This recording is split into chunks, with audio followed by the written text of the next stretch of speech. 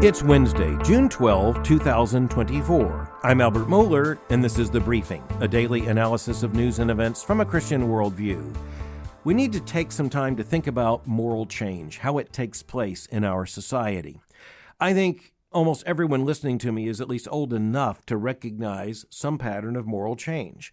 You can see it in the United States, like on the issue of abortion. We've seen the acceleration of demands for and political energy for abortion rights. We've seen that develop just in the last 2 years in a way that was perhaps unexpected. We also have the terrain on the LGBTQ revolution. We have other vast areas of moral and cultural change. And I think it's really important that we pause to think about how that change takes place and at least track the trajectory on some of these issues, because if we don't, we're going to find ourselves in very strange territory very fast. We need to learn some of the lessons of history.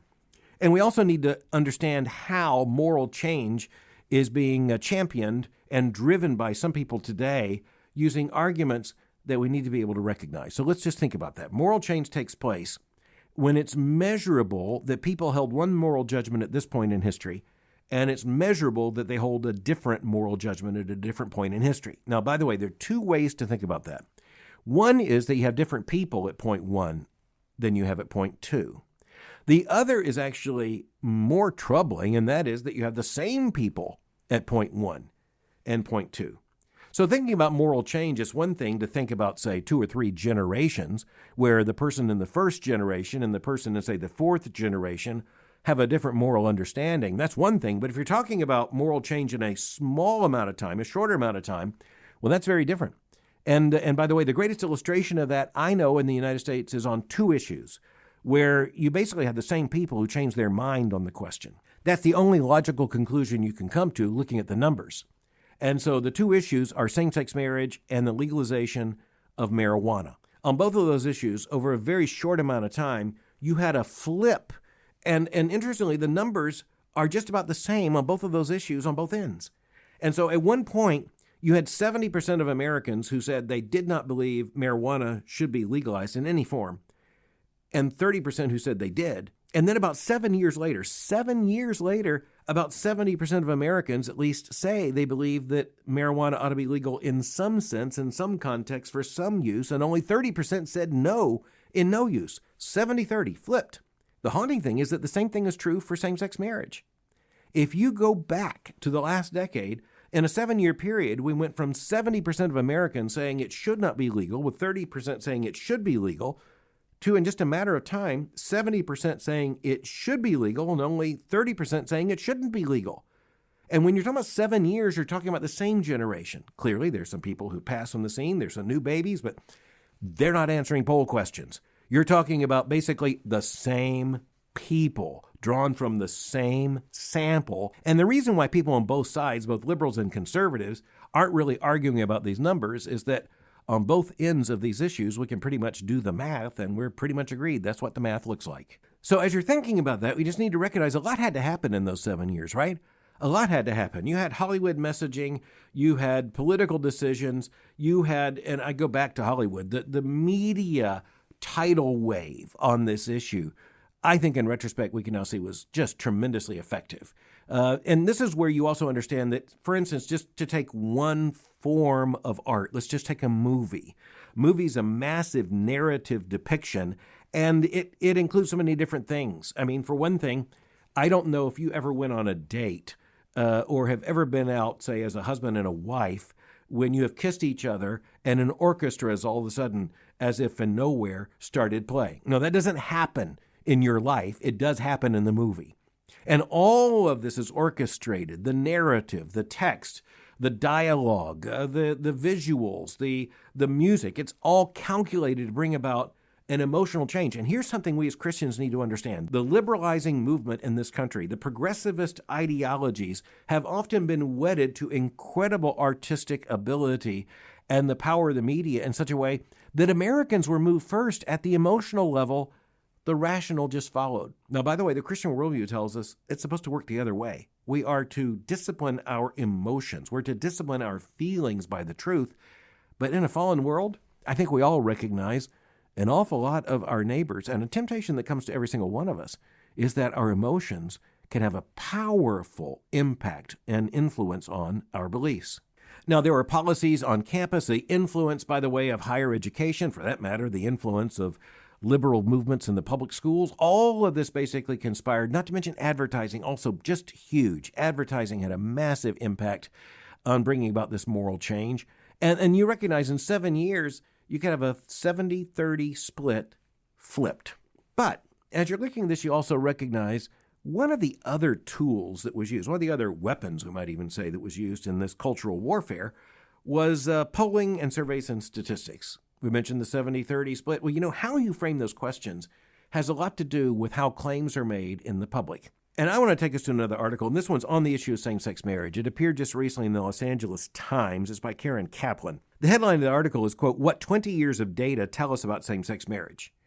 Okay, so this is the 20-year mark of when the first same-sex couple was legally wed in Massachusetts. This is after the Goodrich decision by the Massachusetts Supreme Court. That was years before the U.S. Supreme Court would hand down the Obergefell decision in 2015. So that's the 20-year anniversary. And so many in the media have gone back.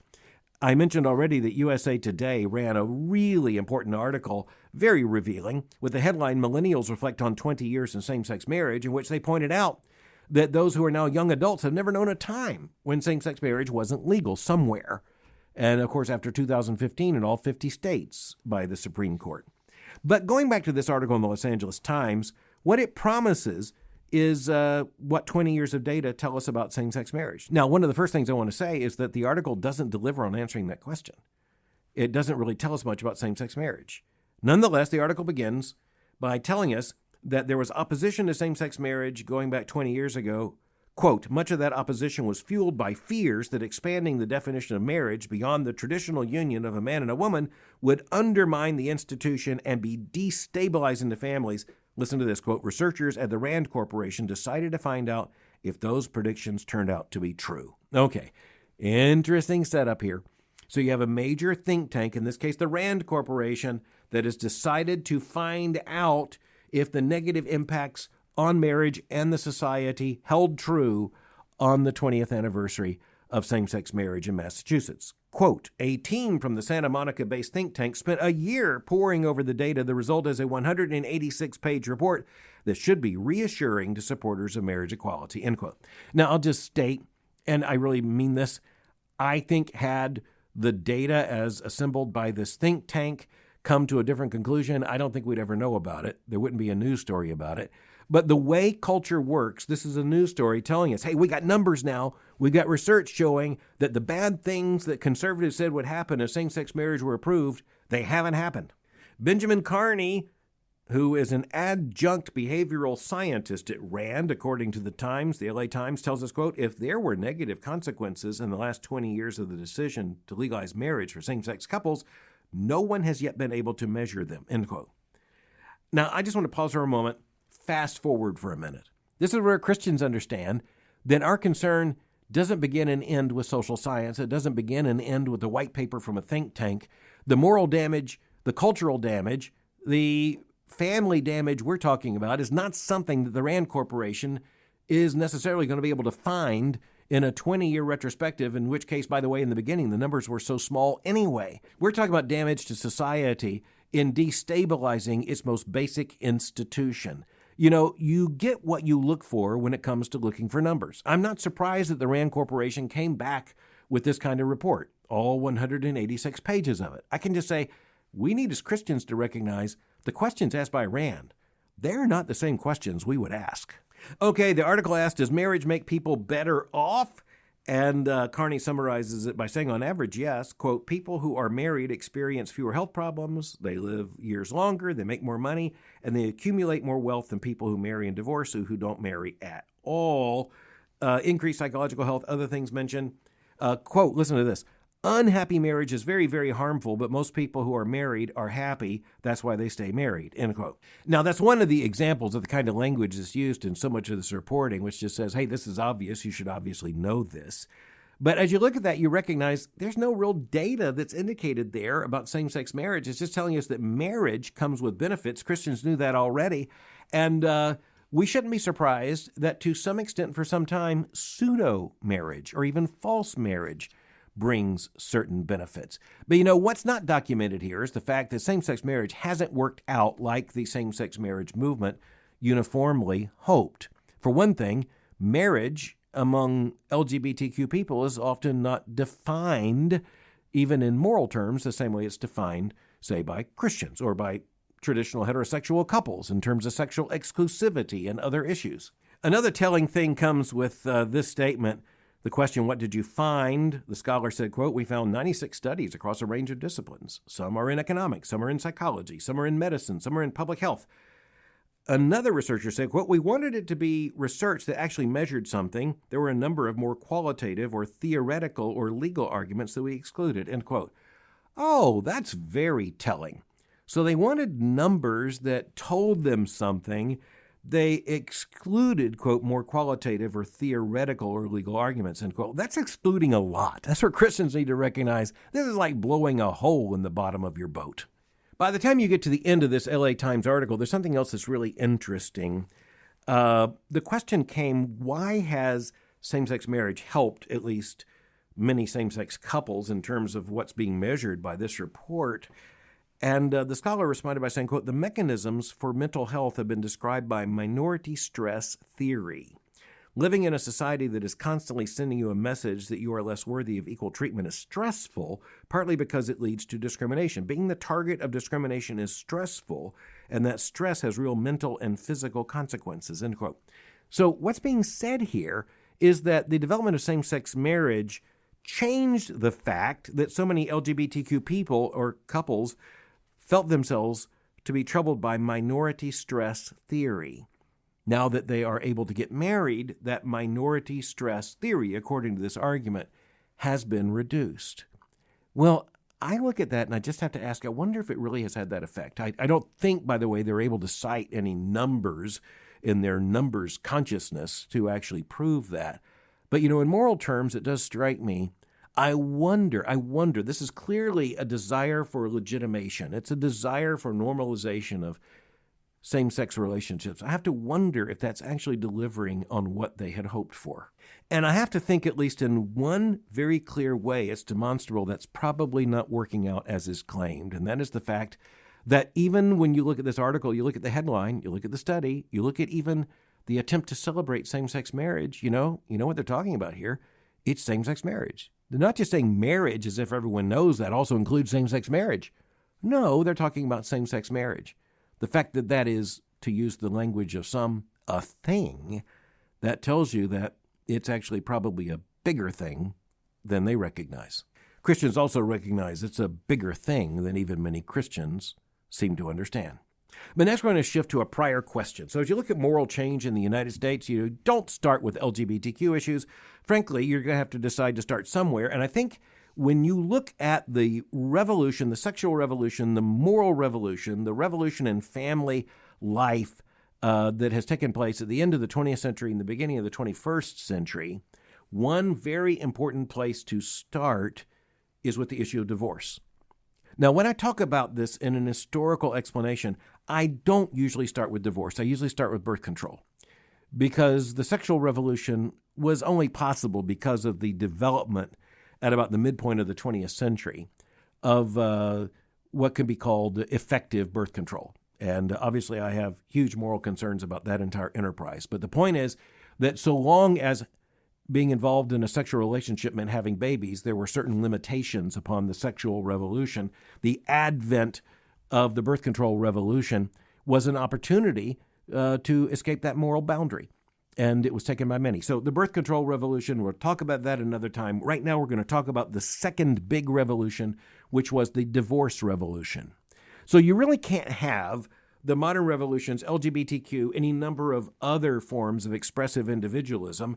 You can't have the redefinition of marriage if marriage means, now get this, the union of a man and a woman, which is legally sanctioned, legally recognized, and by power of law is almost never broken up.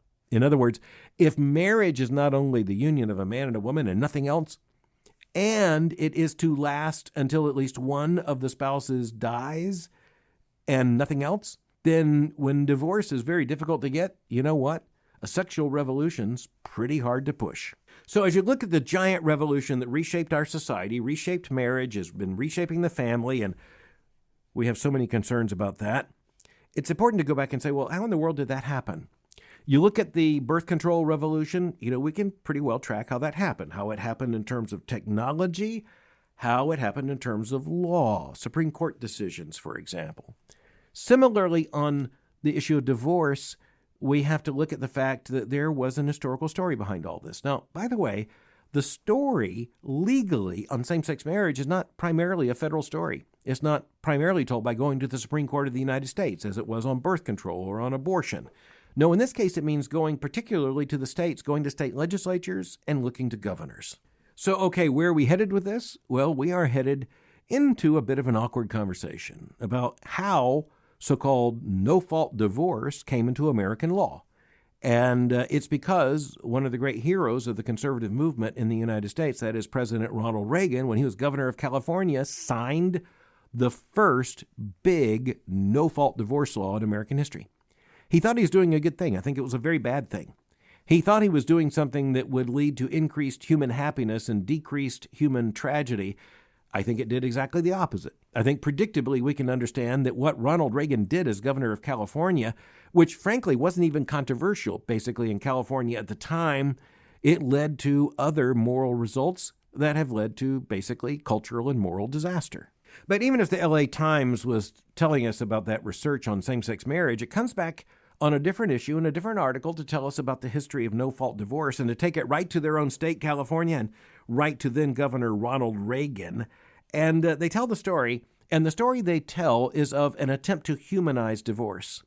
Now, to understand that, you have to understand that Ronald Reagan had been through a very dehumanizing divorce.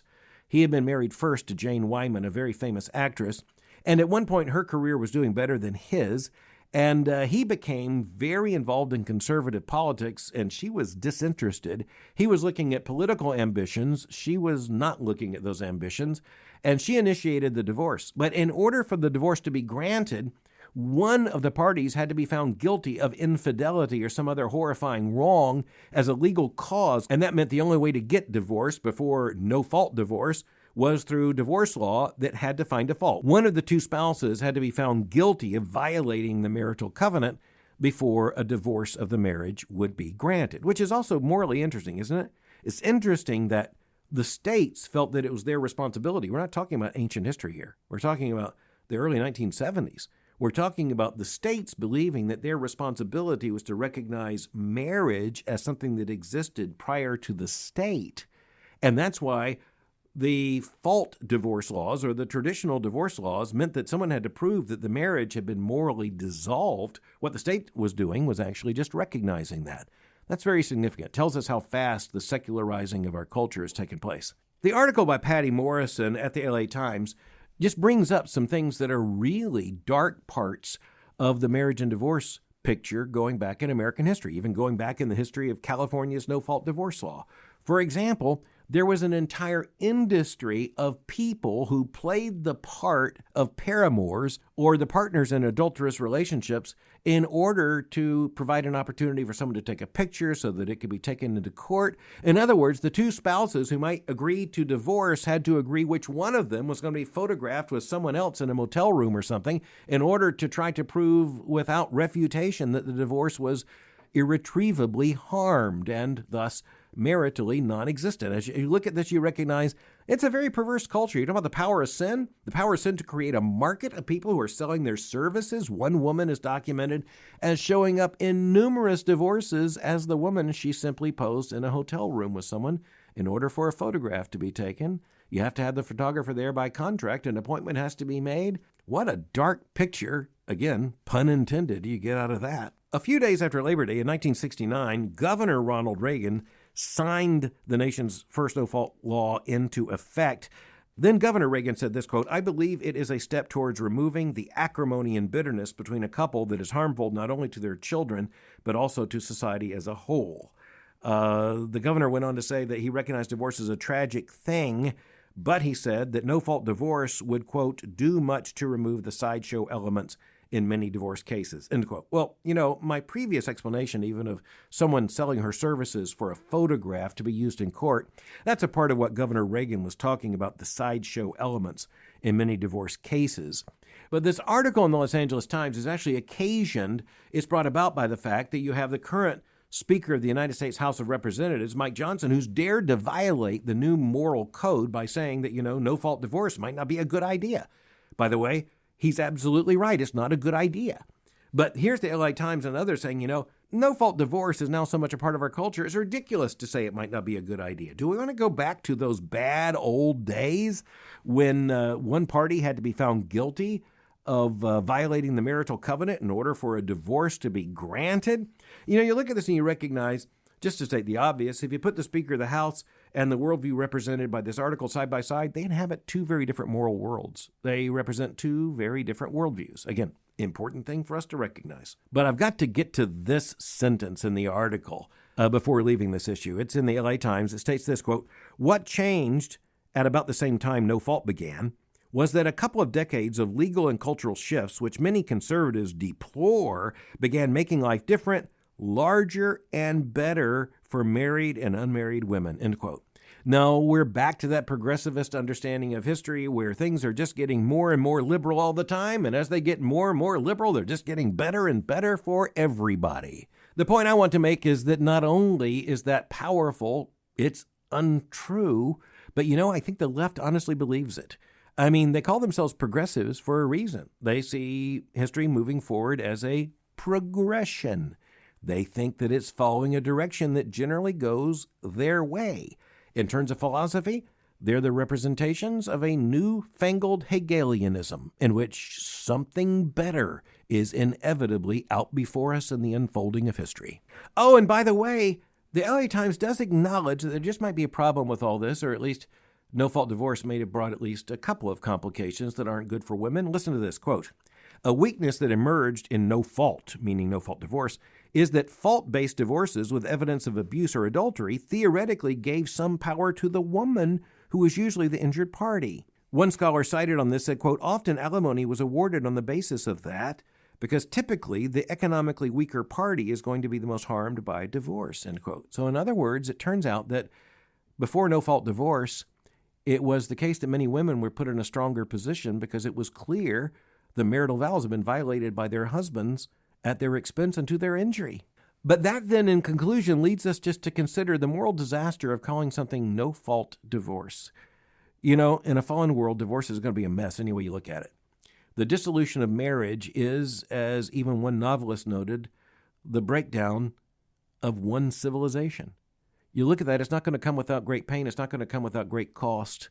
But as you look at no-fault divorce, you look at traditional divorce, and you understand how the issue has developed over time, you also understand that the very term is one, before we leave it, we ought to think about no-fault divorce. This is where the Christian worldview reminds us that if human beings are involved and something bad happens, and by this I don't mean some rock falling on someone, but something that is the result of human moral action. The Christian worldview tells us that where human moral action becomes problematic, there is some fault somewhere.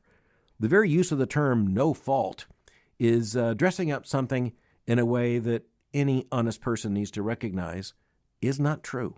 Well, finally, let's just recognize that the issue of divorce is indeed that collapse or breakdown of a small civilization, the small civilization of the family. But the Christian worldview also reminds us that that small civilization is necessary for there to be a larger civilization.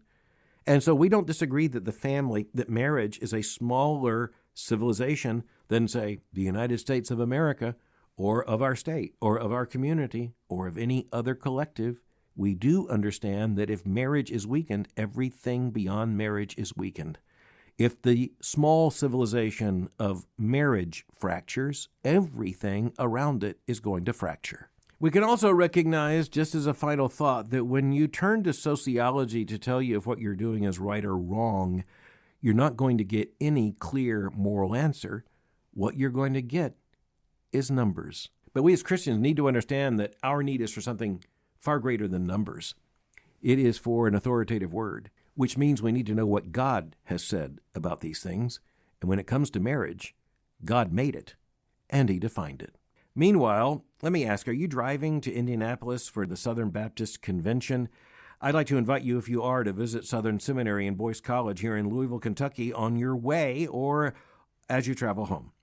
Visit our world-class bookstore. You're going to love it. Meet our faculty, see our newly renovated library, enjoy a drink in our coffee shop, and just come and enjoy being on this beautiful campus and being thankful for what the Lord has done here. We want to thank Southern Baptist for your generous support, for your prayers, and for your faithfulness to this institution.